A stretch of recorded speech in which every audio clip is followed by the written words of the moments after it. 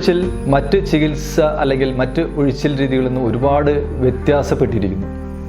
അത് ഒരു നാഡീ ചികിത്സയാണ്, വ്യായാമ ചികിത്സയാണ്, മർമ്മ ചികിത്സയാണ്, പ്രാണൻ്റെയും പഞ്ചേന്ദ്രിയങ്ങളുടെയും ഉണർത്തലാണ്, അങ്ങനെ തുടങ്ങിയ നിരവധിയായിട്ടുള്ള ഗുണങ്ങളാണ്. കാലദൈർഘ്യം കാര്യങ്ങളൊക്കെ തീരുമാനിക്കുന്നത് പലപ്പോഴും ആ വ്യക്തികളുടെ ശരീരഘടനയെ നോക്കിക്കൊണ്ടാണ്. അവരുടെ ശരീരത്തിൻ്റെ ഇപ്പോഴത്തെ അവസ്ഥ എന്താണോ അതിനനുസരിച്ചാണ് കാലയളവ് തീരുമാനിക്കുന്നത്. അവിടെ അങ്ങനെ വരുമ്പോഴത്തേക്കും നമുക്ക് 3 തരത്തിലുള്ള ചികിത്സകളാണ് കളരിയിലുള്ളത്.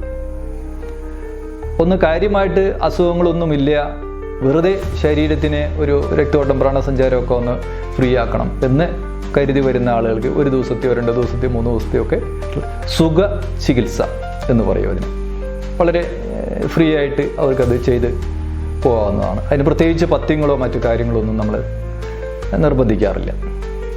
അതുപോലെ മറ്റൊരു കൂട്ടർ പലവിധ അസുഖങ്ങളാൽ വരാറുണ്ട്. അവരുടെ അസുഖത്തിൻ്റെ ഡെപ്ത് അനുസരിച്ചാണ് നമുക്ക് ചികിത്സകൾ വേണ്ടി വരുന്നത്. അതിന് പ്രത്യേകമായിട്ടുള്ള തൈലക്കൂട്ടുകൾ വേണം, പ്രത്യേകമായിട്ടുള്ള കഷായം കഴിപ്പിക്കേണ്ടതുണ്ടാവും, രക്തശുദ്ധി ശരീരശുദ്ധിയൊക്കെ വരുത്തേണ്ടതുണ്ടാവും, കോഷ്ഠശുദ്ധി വരുത്തണം. അങ്ങനെ അതിൻ്റെ ആ ക്രമങ്ങൾ കൃത്യമായിട്ട് അത് ഒരു രക്ഷ ചികിത്സ അല്ലെങ്കിൽ രക്ഷതിരുമ് എന്നുള്ള പേരിലാണ് അതിനെ അറിയപ്പെടുന്നത്.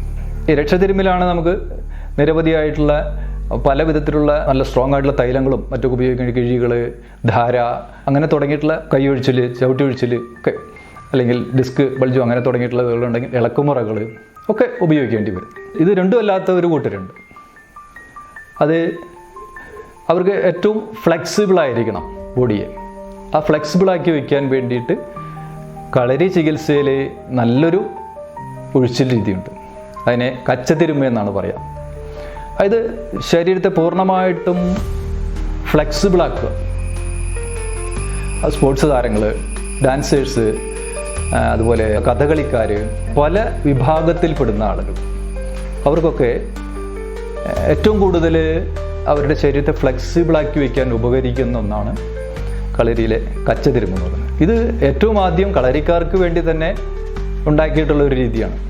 അവിടെ നിന്നാണ് പിന്നെ മറ്റുള്ള ആളുകളൊക്കെ അത് ദത്തെടുക്കാൻ തുടങ്ങിയിട്ടുള്ളത്. ഇത് ശരീരത്തെ സംബന്ധിച്ചിടത്തോളം നമുക്കറിയാം, പ്രായം കയറും തോറും അത് സ്റ്റിഫായിക്കൊണ്ടിരിക്കും. സ്റ്റിഫ്നെസ് ഈസ് ദ ഡെത്ത് എന്നാണ് പറയുക. ശരീരത്തെ സ്റ്റിഫാവാൻ നമ്മൾ ഒരിക്കലും അനുവദിക്കരുത്. അത് നമ്മളെ പെട്ടെന്ന് പ്രായത്തിലേക്കും വാർദ്ധക്യത്തിലേക്കൊക്കെ എത്തിക്കും.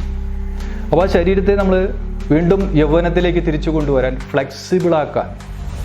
ഫ്ലെക്സിബിളാക്കി വയ്ക്കുക. നട്ടലിനെ ഈസിയായിട്ട് നമുക്ക് വളയ്ക്കാനും തിരിക്കാനും ഓടാനും ചാടാനൊക്കെ പറ്റുന്ന രീതിയിൽ ഫ്ലെക്സിബിളാക്കി വയ്ക്കുക. അതിനുപകരിക്കുന്ന ഏറ്റവും നല്ലൊരു ചികിത്സാ രീതിയാണ് കച്ചതിരുമ എന്ന് പറയുന്നത്.